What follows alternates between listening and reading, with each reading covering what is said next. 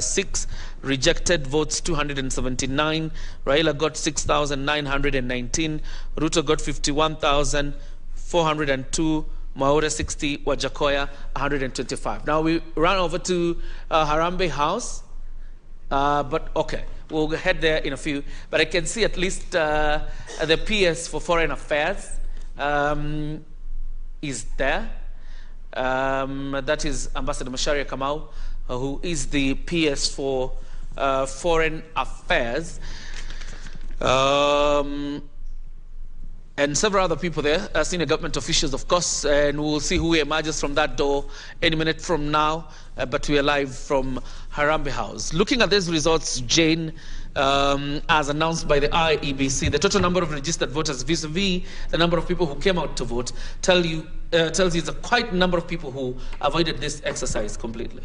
Again, and just looking at how historic these elections will be. Number one, looking at the voter turnout. Number two, looking at the thorough process that IEBC has undertaken. When they were telling us they're preparing for these general elections, we can clearly see that's what they meant. And number three, I've actually just seen a tweet of somebody saying that this year the elections were designed to be slow deliberately to ensure that transparency is at the center of this conversation. And much as the numbers were not as was expected by both the IEBC and even as the general population and the media fraternity, we still await to see the final numbers as it will be verified and announced by the chair, that is Wafula Chebukati. Victor. Just to add on top of that list that you've given out, Curia, there's an information here that Kirinyaga Governor Anne Waiguru has successfully defended her seat, brushing off a scare from, excuse me, woman representative Purity Ngirishi. Provisional results at the conclusion of tallying in Moya constituency show that Waiguru has garnered 113,088 votes against Purity Ngirishi 109,433, bringing to a close. All right, let's head over to Harambee House. This is the head of public service, Joseph Kinyua. Let's hear what he has to say. Probably this could be the assumption to office committee.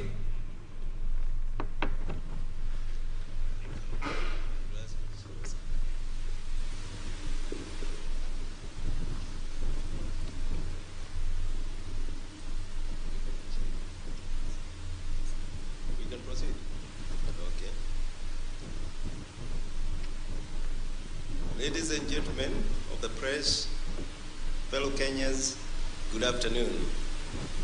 In fidelity with the dictates of our constitution, I have this morning chaired the inaugural meeting of the assumption of the office of the President Committee.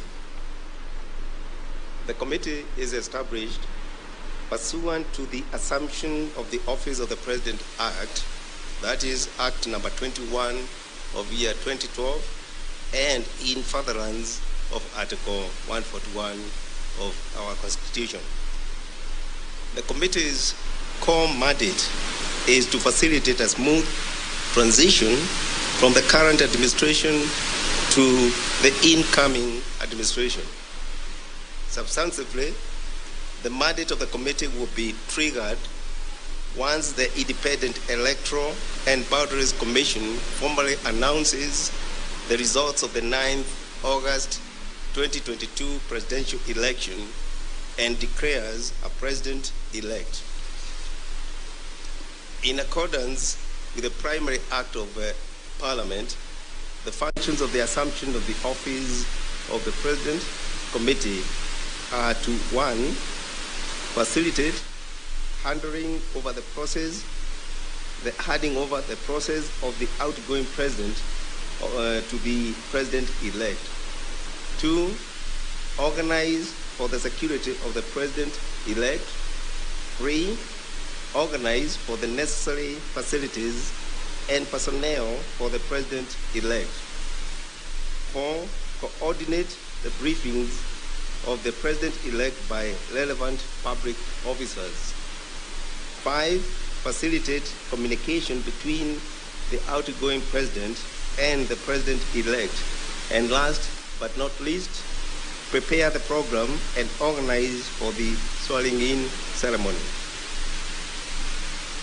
Finally, I wish to inform you we will be making periodic briefings to the nation as the transition process kicks off. I thank you.